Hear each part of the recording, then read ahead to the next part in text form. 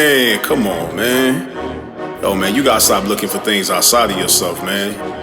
You better than this, bro. I done told you before, man. Yo, look, man, check it out, man. Yo, the real moments that change everything is when we make a conscious decision to change anything. Deciding from thoughts of being sick and tired of something, starting something, or admiring something can be the emotions that fuel change. Because write this down. Emotion leads to passion, passion leads to action, and action leads to results. Word up. Question: what's the number one killer of dreams? If you said fear, you're wrong. Fear is on the list, but it's not the number one killer. The number one killer of dreams is comfort.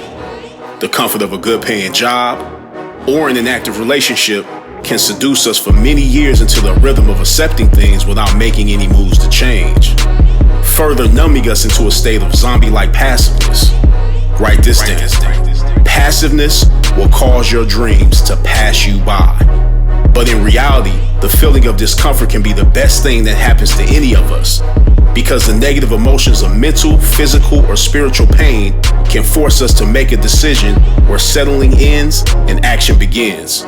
Also for your notes, a decision can become the beginning and end of all change. When I first got into the hair game, I met a barber by the name of Bobby Earl, who a few weeks before moved to LA from Louisiana, and he was sharp in his 60s. Bobby Earl wasn't the best barber in the world, but after only a few months in the shop, his clientele was damn near the same as some of the barbers that had been in the shop for many years. Every day I would sit at my station watching the same routine. Bobby Earl cutting customer after customer, then going outside to promote himself until he brought back in another customer. Then one day I followed him outside while he was passing out cards and asked him what his secret was. After he spoke to somebody that was passing by, I told him that I've been waiting on people to come through, but that doesn't seem to be working. That's when he told me that getting something and waiting on something are two distinctly different actions. And in his opinion, getting something means you've taken the initiative to receive what you're looking for, while waiting on something destroys the valuable time we can use to perform daily rituals, which he said is a part of the reason he promotes himself whenever he's not working. Check it out. That was the first time I had ever heard anything about daily rituals, but when he said that, it was as if a spotlight exposed all of my recent business deficiencies. Bobby Earl told me that the first thing I would have to do is decide what it is that I really want.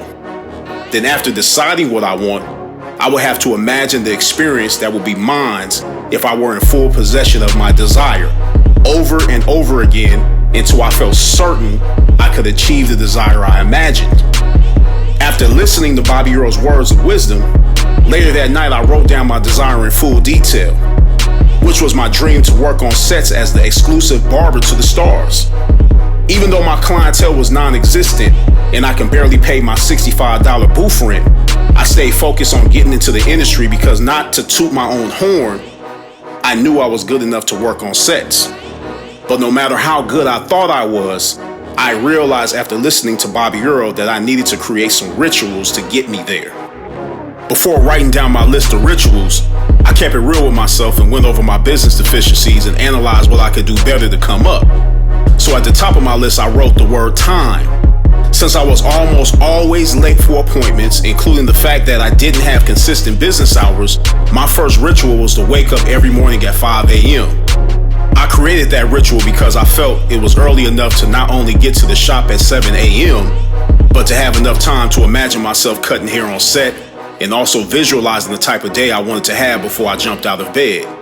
But the most important ritual I developed was ending my visions with prayers of gratitude, because I learned that when you're thankful, you'll have more to be thankful about. In keeping those rituals, my clientele increased, and not too long after, I received my first set job on a show called Homeboys in Outer Space. From conditioning myself to waking up early and being on time, I continued to have success in the entertainment industry. Because when major money is on the line, don't sleep. Time definitely becomes a factor. Now, after you decide what the heaven you want, the inner sight of your desire has to become as clear as placing your hand in front of your face, being replayed over and over again until you are certain you can do it. In scripture, this is what it means to call things which are not seen as though they were. Being certain stems from conditioning the mind through daily rituals that build certainty in our desires before any physical action takes place. Don't sleep. The people that don't believe in their desires with certainty will never take action. And as we all know, no moves being made brings us no step closer to what we desire. When you believe with certainty, it becomes easier to take major action. You have to imagine the possibilities until you become certain that the action you imagine will bring results. So it's important to perform daily rituals that will condition your mind into believing what you desire is possible. The discipline of daily rituals develops focus of certainty that leads to results. And results, whether large or small, creates the potential for greater results. Because everything affects everything. For example, the daily ritual of brushing and flossing can save our teeth from falling out due to gingivitis, which can lead to poor digestion from not being able to chew our food properly. Poor digestion then leads to other health issues because everything affects everything. Accomplishing the small things can lead to major results, and ignoring the small things can lead to major problems, which is why passiveness causes our dreams to pass us by. Believe that they can no longer keep it from us.